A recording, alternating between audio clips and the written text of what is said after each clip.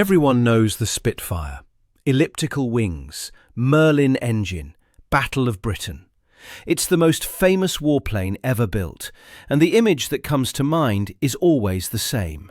Guns blazing, rolling through a dogfight, defending London in the summer of 1940. But the most dangerous Spitfire missions of the entire war looked nothing like that. No guns, no armour, no wingman. Just a single pilot, alone at 40,000 feet over occupied Europe, carrying nothing but cameras and enough fuel to get home. And the men who flew those missions, hundreds of them, over thousands of sorties, across every theatre of the war, are almost completely absent from public memory. This is about the PR Spitfire pilots, the ones history forgot. It starts, like a lot of good stories, with a man the establishment couldn't stand. Frederick Sidney Cotton was Australian-born, a businessman, an inventor, a self-promoter, and in the final months before the Second World War, he was flying a civilian Lockheed 12A Electra, registered G-AFTL, over Germany, with cameras hidden behind panels in the fuselage. MI6 had recruited him for aerial espionage, and Cotton was photographing German naval installations and airfields in broad daylight, on several occasions with Luftwaffe officers sitting in the cabin as unsuspecting passengers. The nerve of it is almost absurd. But Cotton wasn't just brave, he was right. The RAF's existing reconnaissance approach relied on slow, armed, multi-crew aircraft flying at medium altitude. They were getting shot down constantly, and the photographs they brought back were mediocre. Cotton's argument, echoing a memorandum written by Flying Officer Maurice "Shorty" Longbottom earlier in 1939, was radical in its simplicity. Strip everything off. Remove the guns, the ammunition, the armour plate. Make the aircraft so fast and so high that nobody can catch it. Defence through invisibility, not firepower. When war broke out in September 1939, Cotton got his chance. He was given a small unit at Heston Aerodrome, known as the Heston Flight to the Air Ministry and Cotton's Circus to everyone else, and he acquired 2 Spitfires. He tore out the 8 Browning machine guns, fared over the gun ports, removed the armour plating, and sent them up above 30,000 feet. The photographs they brought back were crystal clear. Targets that armed reconnaissance aircraft couldn't survive long enough to photograph were suddenly exposed in perfect detail. The RAF expanded the concept into No. 1 Photographic Reconnaissance Unit, eventually based at RAF Benson in Oxfordshire. And then they pushed Cotton aside. By June 1940, the man who'd created the entire operational concept was out. His methods were irregular. His temperament was civilian. The Air Ministry wanted its own officers running things. That institutional dismissal wasn't just bureaucratic housekeeping. It was a signal. And it set the tone for how photo reconnaissance and its pilots would be treated for decades to come. Here's the thing about a PR Spitfire. If you stood one next to a standard fighter variant, you'd barely recognise it as the same aircraft. Start with the colour. Cotton had experimented with camouflage at altitude and discovered something counterintuitive. The sky above 30,000 feet isn't deep blue. It's a pale, washed-out grey blue, fading toward white at the horizon. A standard dark camouflaged fighter at that height was a stark silhouette. So Cotton developed a shade called PRU blue. Closer to duck egg than anything you'd call blue, almost translucent. Flying Officer Alistair Taylor confirmed the scheme's effectiveness on the 4th of May 1941 after a sortie over Cherbourg in Spitfire R7059, reporting that the aircraft blended seamlessly into the sky background. A pale ghost, visible from nowhere. The modifications went much deeper than paint. All armament was removed. the 8 Brownings, or on later marks, the 4 20mm Hispano cannons, gone. The empty ammunition bays were converted into fuel tanks. The PR Type D variant carried an additional 29 Imperial gallons in each wing's leading edge, plus a 29-gallon blister tank beneath the port wing, pushing total range toward 2,000 miles. A standard fighter Spitfire had a radius of roughly 400 miles. Camera ports were cut into the lower fuselage, fitted with optically flat glass panels, housing vertically mounted f/52 or f/8 cameras that stared straight down. Extended wingtips on some variants stretched that famous elliptical profile into something longer, more slender, less recognizable. And then there was the modification that mattered most. Behind the pilot's seat in every fighter Spitfire sat a slab of steel armour plate, about 75 pounds. Its purpose was singular: stop bullets from a fighter attacking from behind, the most common angle of engagement. In every PR Spitfire, that plate was removed. The logic was rational. If an enemy fighter caught you, armour plate wasn't going to save you anyway. You had no guns to fight back. But those 75 pounds, converted to speed, might be the margin that prevented interception in the first place. So they traded certainty for probability. The thing that keeps you alive, removed for the speed that might. Every PR pilot who climbed into that cockpit knew the plate wasn't there, knew his back was exposed, knew that if a Messerschmitt got behind him, there was nothing between a cannon shell and his spine but thin aluminium skin. The PR Mark 11, which entered service in late 1942 and became the principal reconnaissance Spitfire from 1943 onward, was the purest expression of this philosophy. A Rolls-Royce Merlin 61 or 63, pushing it above 40,000 feet, range enough to reach Berlin or the Baltic coast and return to Benson, carrying nothing. Just cameras and fuel and one man. What did it actually feel like? That question matters more than the specifications.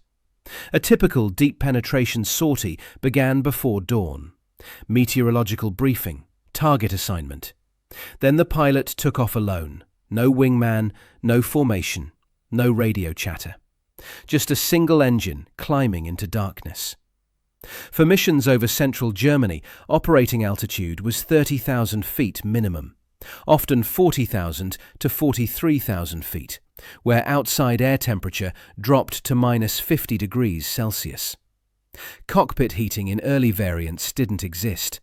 Later models had rudimentary systems ducted from the engine, but the cold at operating altitude overwhelmed whatever warmth they produced. Electrically heated flying suits were issued as standard, and they were notoriously unreliable.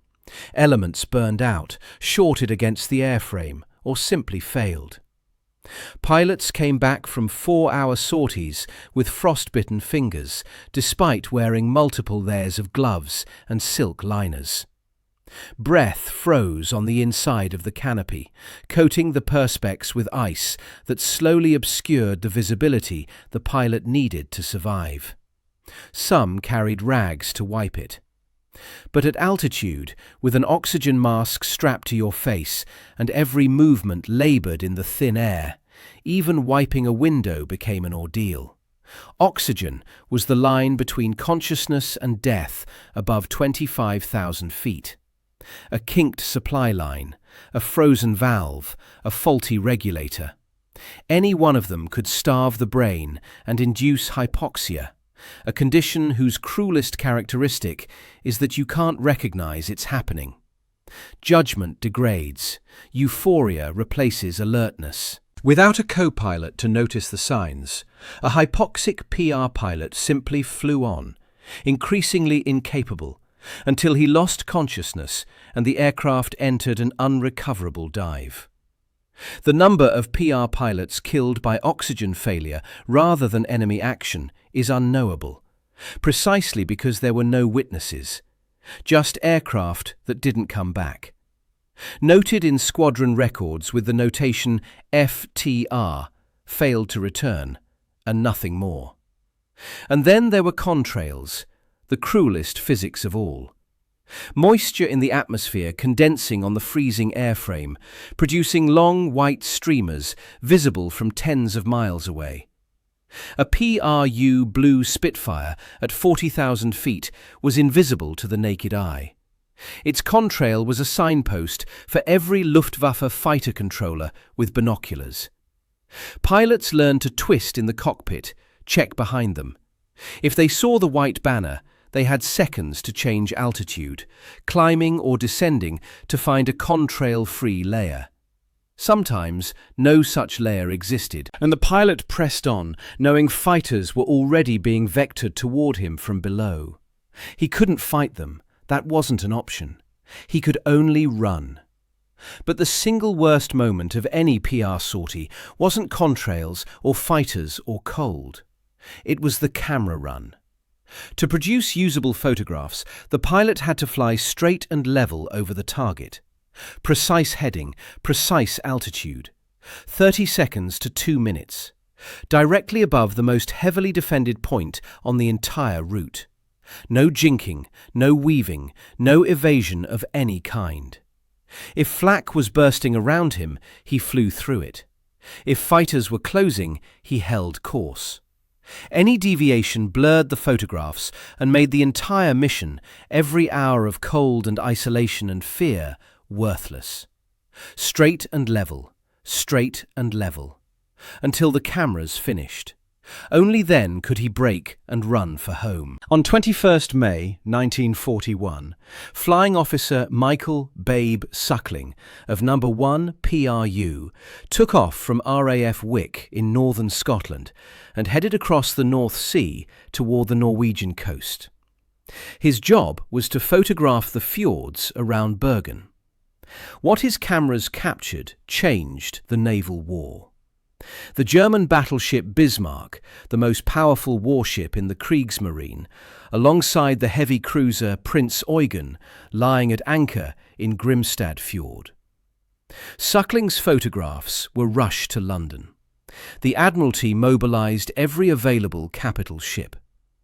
The pursuit and sinking of the Bismarck on 27th May 1941 became one of the defining naval dramas of the entire conflict, the subject of books, films, national mythology. Michael Suckling was killed on operations within weeks. He was 20 years old. The man whose camera triggered one of the most famous fleet actions in naval history didn't live to see any recognition for it. Almost nobody knows his name. The intelligence changed everything. The pilot who obtained it vanished. By early 1943, fragments of intelligence, intercepted conversations between captured German generals, agent reports, the anonymous Oslo report from November 1939, had converged into an alarm. German rocket development on the Baltic coast. Churchill appointed Duncan Sands to investigate. The critical gap was physical evidence, and the only way to get it was to send a PR Spitfire over a remote stretch of German coastline, the Peenemünde Research Facility on the island of Usedom.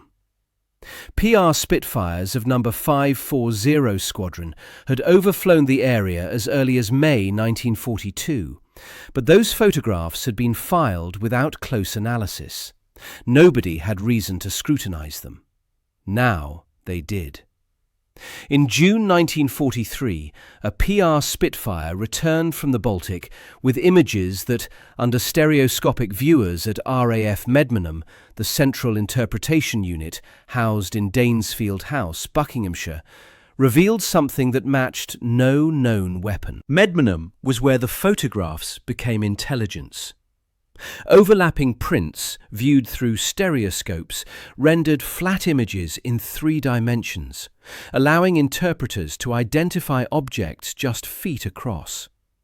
Constance Babington Smith, a WAF officer and one of the most skilled interpreters on staff, later identified the cruciform silhouette of the V-1 flying bomb on images of Peenemunde's western airfield. Her colleagues found large cylindrical objects on road transporters and unfamiliar launch structures on the main facility photographs. What they were looking at was the V-2 ballistic rocket. The response was Operation Hydra. On the night of August 17th to 18th, 1943, nearly 600 Bomber Command heavy bombers struck Peenemünde.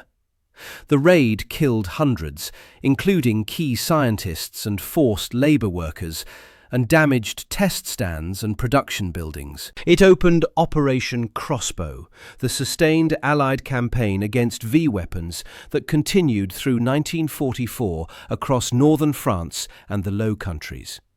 Post-war analysis estimated that the combined disruption delayed V-2 deployment by 2 months. 2 months measured in thousands of London lives. The pilot who flew that key June 1943 sortie, his name has proved exceptionally difficult to locate in the published record, which tells you everything. In the months before D-Day, PR Spitfires systematically photographed the entire northern French coastline, not just the Normandy beaches designated for June 6, 1944, but hundreds of miles from Pas-de-Calais to Brittany. This wasn't thoroughness, it was security. Any visible concentration of reconnaissance over the Normandy sector would have told German intelligence exactly where the invasion was coming, potentially compromising the entire fortitude deception. For every sortie over actual invasion beaches, multiple sorties had to be flown over coastline where no landing was intended. And this wasn't high-altitude work. To capture beach obstacles, gun emplacements, cliff faces, and sand gradients, pilots had to come down low. Rooftop height over one of the most heavily defended coastlines in the world. Alone. Unarmed.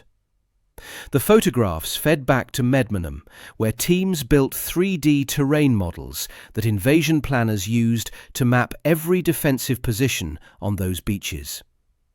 D-Day is the most famous military operation in history. Almost nobody knows that unarmed Spitfire pilots mapped every inch of it. And then there was Adrian Warburton. Posted to number 431 flight on besieged Malta in 1940, Warburton was an unpromising officer. Mediocre flying assessments, little aptitude for officers' mess conventions.